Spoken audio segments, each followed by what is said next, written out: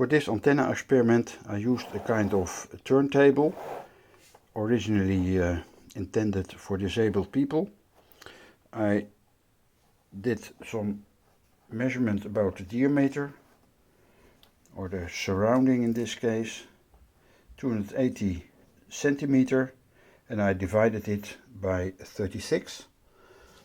And then I had some adhesive tape, or in this case adhesive paper, and I made a scale on it, cut it, and then I added it to the platform.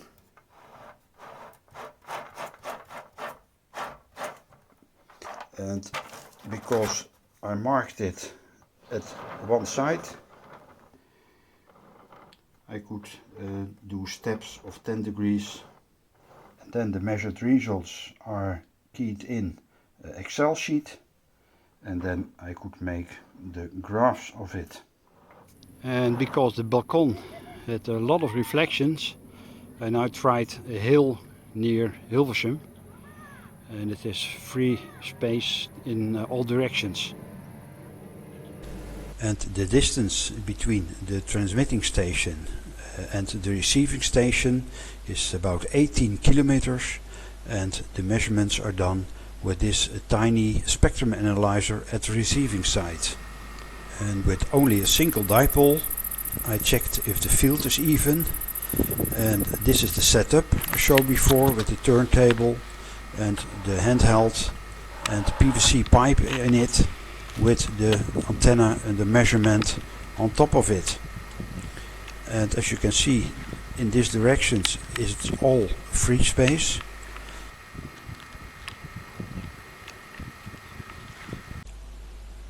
And this is the result of the plot when all data is keyed in Excel sheet. And as you can see, it has a bit squint. Maybe I had to rotate it some 5 or 10 degrees more, but the forward gain is shown very good, and the front to back ratio is also shown here. These blue points are as a reference, that's the measurement of a single dipole. So you get an idea of the gain with respect to the single dipole. And as you can see, this is before modification. So I did some modification and I did the measurement again. For a second test with this 5-element Yagi, I made some longer elements, so I removed the shorter ones for D1 and D3. I made some longer ones. I squeezed it with the Mana program, and I found out that it is even better. So in fact, these 3 elements are now the same length. This one is some longer because it's the reflector, and this is the dipole. The plot with the results after the modification. We didn't do in all directions, all measurements, but only the gain and the front to back. And what you see here with the purple block, we have a bit more gain, and the front to back ratio also improved.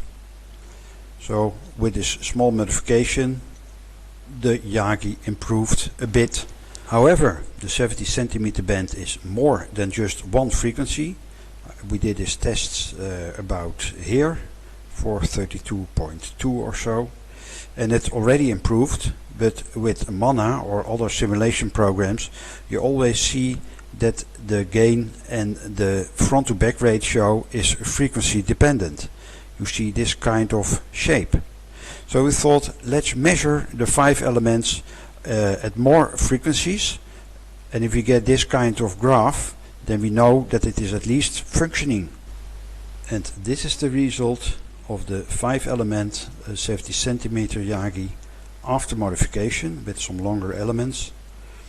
And we only measured the front to back ratio because gain would make no sense, because the antenna at the receiving side is not flat over the entire band, but would also have a peak at some frequency.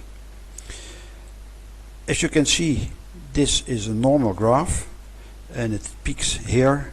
So in this case, for satellite work, it would be the best, but it is here also acceptable for a 5-element antenna, and at least it shows that it functions in a normal way. Next measurement will be the 10-element Yagi, and later in another video also the Moxon antenna. So subscribe and you will see the following videos also.